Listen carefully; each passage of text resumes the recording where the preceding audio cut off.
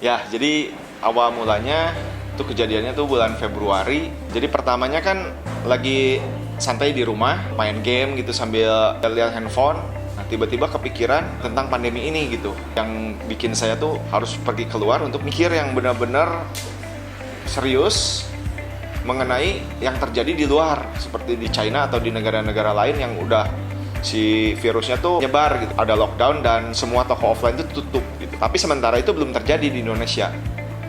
Jadi saya berpikir ini kalau terjadi di Indonesia gimana, langkah apa yang saya harus siapkan dari sekarang. Nah, jadi waktu bulan Februari itu saya tulis tuh langkah-langkahnya.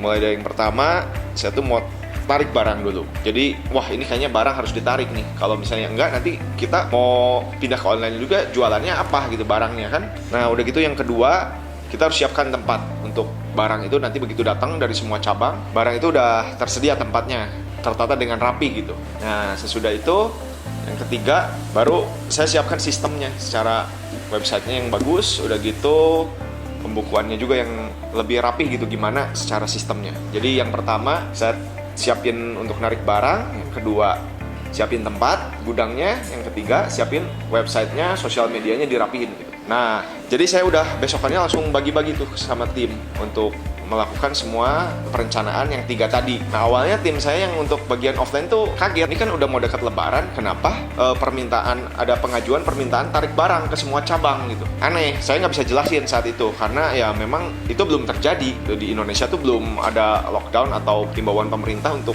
diam di rumah kan. Ya jadi waktu itu nggak paralel gitu bergerak sama dibangun gudangnya sampai akhirnya rak-raknya tuh udah rapih semua. Udah gitu yang ketiga sambil dikerjain gitu, kayak websitenya dibagusin semuanya, kayak kasih size chartnya, terus testimoni kita diupload, udah gitu tata cara belanjanya diperbaiki supaya orang tuh mudah gitu, begitu ke website kita belanja tuh mudah. Itu sambil berjalan. Sementara tim saya tuh masih bertanya gitu kan, tim produksi sama tim penjualan tuh masih bertanya-tanya lah. Yang tahu kan cuma tim penjualan aja tuh bahwa barang harus ditarik. Kalau produksi kan nggak tahu. Saya infokan bahwa nanti kedatangan kain bakal banyak karena udah mendekati lebaran kan. Bulan Maret. Nah, akhirnya bulan Maret di ACC tuh semua. Bulan Maret tanggal 24 hampir 70% lah barang kita tuh datang gitu dari semua cabang, tapi parsial, nggak semua. Dari tanggal 24 dari sebelumnya juga udah ada yang datang. Jadi masuk, akhirnya udah tanggal 24 saya data semua SO, hasil SO nya dimasukin ke stok website. Udah gitu mulai tuh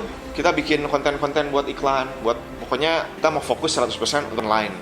Nah, dari situ baru tim saya bagian penjual itu sadar bahwa terakhir ada himbauan dari setiap mall dan setiap cabang kita offline untuk tutup segera mallnya, tidak boleh beroperasi lagi. Dari situ sadar, oh ternyata ini alasan untuk narik barang tuh karena si mall tuh harus tutup gitu, tidak boleh beroperasi lagi. Nah, jika saat itu kita terlambat untuk ngambil barang, kita izin untuk narik barang, pasti itu barang kita tuh nggak bisa diambil dan diam di cabang gitu sampai posisinya sampai dibuka gitu PSBB. Kita nggak bisa jualan, sementara produksi pun bahan baku pabrik pada tutup kan, nggak bisa bikin apapun. Nah, akhirnya wah saya sadar bahwa itu tuh pimpinan dari Tuhan gitu, bahwa malam itu tuh saya seolah-olah dituntun gitu bahwa ini yang harus diperbuat gitu, ini yang harus dilakukan. Aneh gitu, nggak seperti biasanya itu kalau saya lagi santai malam-malam misalnya buka-buka berita atau main game, nggak pernah tiba-tiba muncul terbesit pikiran yang sampai saya tuh keluar harus berpikir keras dan menulis rencana-rencana yang luar biasa gitu menurut saya. Nah, sesudah barang masuk kan semua, masuk bulan April tuh tanggal 1 saya mulai tuh buka Facebook. Saya udah mulai nanya-nanya ke teman saya yang ekspedisi gitu, gimana sih dampak PSBB ini? Kalau saya lihat berita kan saham rontok, udah gitu toko mall pada tutup semua, banyak yang PHK. Nah, ini saya tanya ke ekspedisi, gimana online penjualan? Terus saya tanya ke agent, nah dia ngomong, wah ada penurunan. Terus saya tanya lagi ke digital marketing agency, yang teman-teman saya gitu kan, memang benar ada penurunan penjualan gitu, volumenya, ada perbedaan gitu kan. Nah, udah gitu saya cek juga sosial media.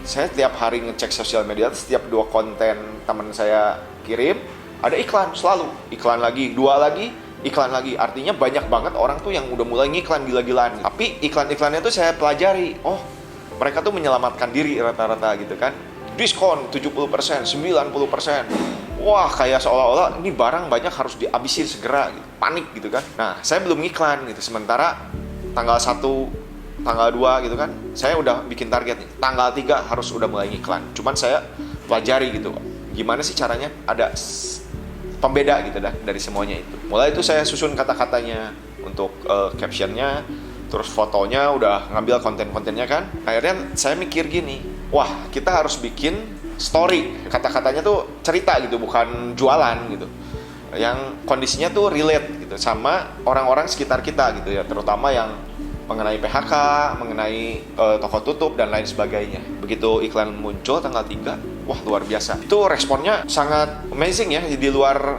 pemikiran saya sebelumnya. Wah ini begitu muncul langsung banyak gitu yang tanya-tanya ke saya. Nah saya bikin 1, 2, 3, akhirnya sampai banyak gitu iklannya. Ya udah, jadi saya mikirnya gini, ini kan mau lebaran pas ada pandemi kan saya nggak pernah ngadepin kayak begitu kan. Nah ini jadi pengalaman pertama, kondisinya lagi COVID. Ya udahlah, nggak banyak mikir ke sana gitu, lakukan yang terbaik, ikuti tuntunannya. Wah ternyata luar biasa tuh. Pertama order bermunculan sampai akhirnya kita mendapatkan rekor-rekor baru gitu, pecah rekor-rekor baru dalam penjualan yang belum pernah terjadi sebelumnya di offline, ini terjadi di online.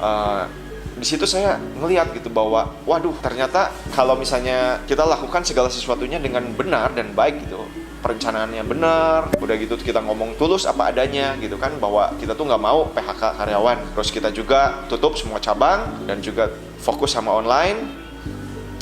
Jadi ngomongnya apa adanya, bukan jualan, itu yang terbaik. Dari sana testimoni bermunculan. Udah gitu penjualan yang belum pernah terjadi hari itu. Jadi setiap orang tuh kerjanya sampai malam terus, karena nggak kekejar gitu, bahkan ngebalas chatting aja bisa dari masuk kerja sampai pulang kerja itu nggak berhenti. Nah sampai situ gitu. Nah setelah melewati masa itu kita perbaiki semuanya kan, dari mulai chatting, dari mulai pengadaan barang, sistemnya setiap hari kita pikirin gimana caranya supaya lebih baik lagi, lebih benar gitu. Karyawan kita juga nggak selalu pulangnya malam dan semua chatting tuh kebalas dengan baik. Akhirnya itu diperbaiki sampai sekarang, puji Tuhan baik gitu, makin kesini makin benar, dan kita berpikir sebaiknya kita fokus untuk online gitu, digedeinnya. Nah cuma itu kan tadi kan sebelum COVID dan saat COVID pas lagi PSBB gitu. Nah sekarang gimana gitu, ada dampak-dampak lain yang bermunculan. Ya dampaknya kayak misalnya kan pabrik tekstil tuh nggak, bahan baku kita tuh nggak 100% bisa supply gitu. Ada perlambatan karena mereka juga ya ada yang di PHK, ada yang buka pabriknya tuh hari Senin atau Senin, Selasa, Jumat dan lain-lain gitu. Ya itu perusahaan mereka, kita juga nggak bisa paksakan gitu untuk menyesuaikan sama yang kemauan kita gitu. Nah jadi koleksi kita terus jalan, desain tuh nggak boleh berhenti kan, memang kita udah bikin tuh untuk jangka panjang gitu. Jadi ya udah kita keluarin koleksi-koleksi yang harusnya bulan itu keluar, jangan sampai telatnya tuh 2 bulan gitu, nanti udah beda season jadi beda koleksi kan. Ya jadi supaya nggak ngaco gitu koleksinya, kita keluarkan koleksi itu tepat pada waktunya, tapi dengan sistem pre-order. Ya karena keterlambatan bahan baku ya akibat pandemi ini, ya kita nggak bisa nyalahin juga kan itu pabrik orang.